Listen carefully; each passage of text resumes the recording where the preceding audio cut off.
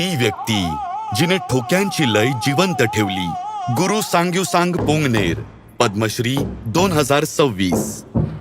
एक काळ होता जेव्हा जग एका वेगळ्याच लयीत चालत असे. एक अशी लय जी टाळ्यांसाठी निभावली जात नसे, तर ती ओळख म्हणून जगली जात असे. पिढ्यानपिढ्या ढोलांचा नाद नागा लोकांच्या डोंगरांमध्ये आणि हृदयांमध्ये घुमत होता. काय झालं असतं जर ती हळूहळू लुप्त झाली असती? 23 मार्च 1945 मध्ये एका लहानशा आओ नागा गावात जन्मलेला एक मुलगा फक्त संस्कृतीचं निरीक्षण करत नव्हता, तर तो वारसा आत्मसातही करत होता. काळानुसार मेळावे कमी झाले, गाणी विस्मृतीत जाऊ लागली आणि नृत्य लुप्त होऊ लागली. समृद्ध आओ नागा परंपरा हळूहळू लोप पावत होती. तेव्हाच गुरु सांग्युसांग पोंगनेर यांनी त्यांचं जीवन हे पुनर्जीवनासाठी समर्पित करण्याचा संकल्प केला. अगदी लहानपणापासूनच मला माझ्या लोकांच्या गाणी आणि नृत्यांबद्दल खूप प्रेम आहे. हे सगळं मी माझे वडील, आजोबा आणि गावातील वडीलधाऱ्यांकडून शिकलो. त्या काळी कोणतेही लिखित ग्रंथ नव्हते. सर्व काही मौखिक परंपरेने पुढे नेलं जात असे, ज्यामुळे हे कार्य अधिकच कठीण झालं होतं.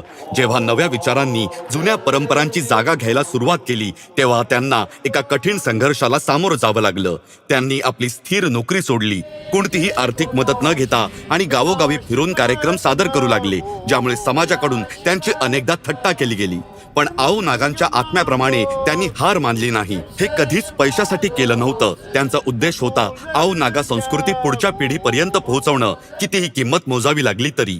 या पूर्ण प्रवासात त्यांची पत्नी खंबीरपणे त्यांच्या पाठीशी उभी होती. कुटुंबाची जबाबदारी सांभाळत आणि आर्थिक मदत करत जेव्हा ते एकटे प्रवास करत होते, त्यांचं कुटुंब आणि गावकरी हीच त्यांची सगळ्यात मोठी ताकद ठरली.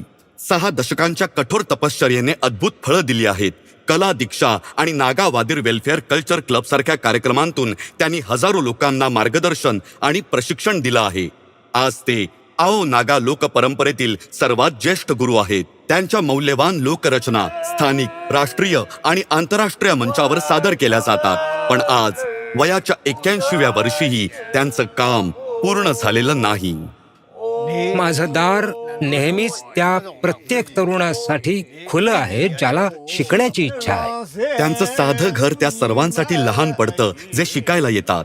त्यामुळे एक अकादमी उभारण्याचं त्यांचं स्वप्न आहे, जिथे आओ नागा संस्कृती समृद्ध होऊ शकेल. त्यांना खात्री आहे की ते योग्य पाठिंब्याने हे स्वप्न सत्यात उतरवू शकतील.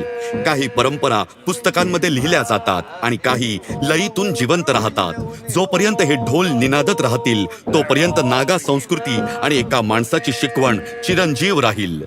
गुरु सांग्युसांग पोंगनेर, पद्मश्री 2026. कोटी कोटी नमस्कार.